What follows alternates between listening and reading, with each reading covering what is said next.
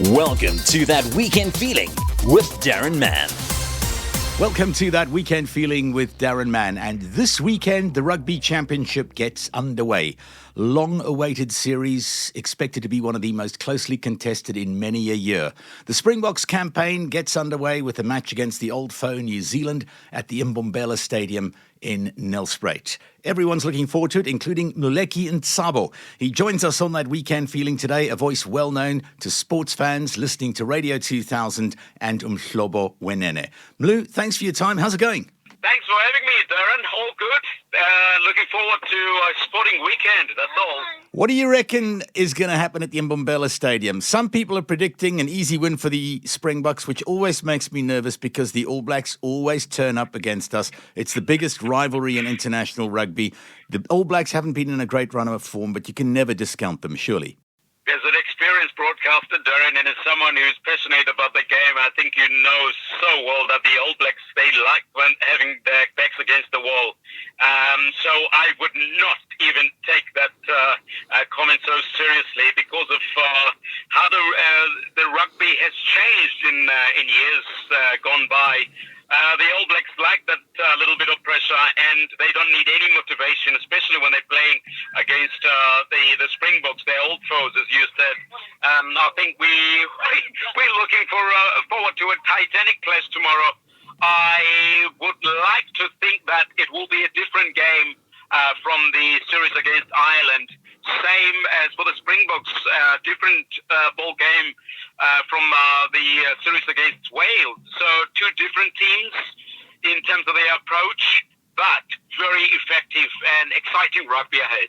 The All Black coach, Ian Foster, seems under almost unprecedented pressure for a Kiwi coach to be under. He's made 4 changes for the match against the Boks. If he should lose this weekend and also next weekend at Ellis Park, his position is going to come under increasing scrutiny and possibly even become untenable. A lot of people, they've got names already. Yeah. That's how under pressure he has been, Ian. But he's a calm gentleman. I've seen him operating under those pressures, the pressure situation. But I do expect, to be quite honest, the All Blacks to come back because they are searching for certain combinations which they haven't really come to the fore at the moment. Yes, it's a new team. And also the disruption would have been losing his assistant not long ago. So trying to piece the puzzles at the moment couldn't have come at a better time, I think, because of the nature of this test match or the test series, as you have mentioned, those 2 home games for the Springboks. He is under immense pressure, and Scott Robinson is the name that has been bandied about, but I do not foresee that any changes. That would be a panic closer to the World Cup going to France. One of the things that does impress me is if you run your eye over that Boks squad, the number of experienced players we have, with more than 50 caps, for example. Look, at the other end of the spectrum, there are the Kurtley Arenses of this world who were just starting off on their international career. But that looks to be a pretty potent outfit. It's a very decent outfit. You're right, Daron. But I would have taken everything to go with Cheslin Colby on the right wing. I think the All Blacks are going to target that. They don't know much about Kurtley Arendse. Mainly the All Blacks, when you are a little bit inexperienced in test rugby, they start using that high ball, which I think is going to be effective with Smith playing as a halfback. They're going to use that to try and test the back three of the South Africans. As you said, it's a decent side. Yes, I don't want to take anything away from the selection that they've made, but also there's a rigidness about it. I mean, we know what the front 8 are going to do. Which Jasper Visser, number 8, that is coming through at the moment. I mean, he's won a championship or premiership in England with his club there, so he's tails up at the moment in the absence of the likes of Grove from Ireland. We've seen a little bit of even Roos at the moment, but it's like almost the same game plan that they're going to be executing on the day. The All Blacks are going to expect that, but we need to hit them hard if we do that to make a statement up front. Matches between the old foe often turn out to be extremely physical and confrontational. Keeping that in mind, an experimental law has been introduced, the 20-minute red card. What do you think of the law, and do you think it'll have any impact on the match on Saturday? I think we've seen that, Daron, with Varsity Cup at the start. I would like to say that the South Africans are pioneers of experimenting these rules and laws, and being taken by Sanza now. We've always complained. I think the purists would always like to see 15 against 15. Yes, 20 minutes is a lot. There's a lot of things that may change in terms of the score and then how the game is going. But I do not think that would be too much. 20 minutes is enough to regain in terms of trying to fight back in the contest. But it's a rule that I'm looking forward to see. I'm not too sure if that sort of give the coaches and the players a bit of a handbrake down to say, you can have a go. We'll have 20 minutes like we used to have 10 minutes and yellow cards and then regain our players back. I don't think any player would go with the intention of trying to hit others and break the laws to try and get a red card so that they can come back again. So, yeah, but it's very interesting. But I think also it gives enough strength as well for the other team instead of playing a whole game 14 minutes, 14 players against 15 or 13 against 15, and there's a mismatch there. We're focusing on the Springboks and the All Blacks, but when it comes to the Rugby Championship, we shouldn't discount the claims of Australia and even Argentina. Argentina had a good series win over Scotland. The Aussies may have lost against England, but they seem to be getting things together. They are.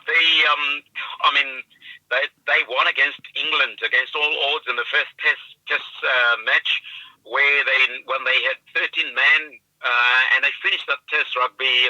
Obviously, a lot of people were complaining about the poor standard of the rugby that was played in that first test. But the second test match, England came to the party. You could see that Australia are starting to believe in themselves, but also England were just too powerful in terms of the series. But I could see that there were improvements here and there. As you said, but Argentina, they don't need any motivation. If they play international rugby, they sing that national anthem, that blue and white hoops. It just changes everything. So I expect another cracker there between those two. I can't predict, but I think Australia should be able to take care of that test match. Just slightly off topic, Mlu, I'd be interested in your opinion on this. Thoughts on the South African clubs or franchises going to the Northern Hemisphere and the United Rugby Championship, ditching Super Rugby? Early thoughts on that? Has it been a good idea? Is it working for us? Is it for the overall good of the South African game? What do you make of it? It didn't look good at the start, let's be honest, Darren. It was during this COVID-19 at the time.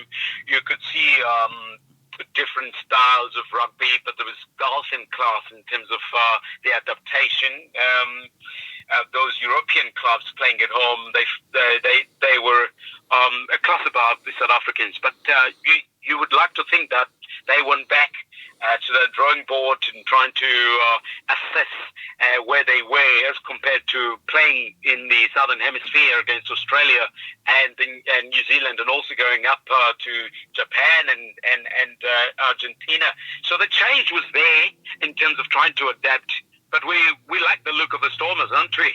I mean, we've been shouting for the Stormers since 1999 when they had that breakthrough season, when they went to the finals of Super Rugby back in the day.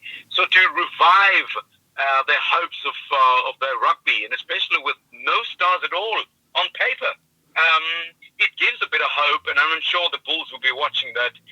Obviously, the Lions and the Cheetahs playing in a league below that, they'll be looking with keen eye. The Sharks, of course, would have been disappointed with their season. But as you said, in terms of the style, in terms of improvement of our rugby, I think playing our 2023 Rugby World Cup in France might give us a slight advantage when you compare to New Zealand, Australia and Argentina. I would be inclined to agree with you there. Where I don't agree, and let the record show, that while Mlu's very happy, the Stormers are doing well, I am more of a Sharks man myself. We haven't had a great season, but on the whole, I like to see South African sides doing well, which I'm sure you do as well. Okay, Mlu, we've danced around the issue for long enough. Nail your colours to the mast. Give me a prediction. Boks against the All Blacks at the Mbombela Stadium tomorrow. What's the final score?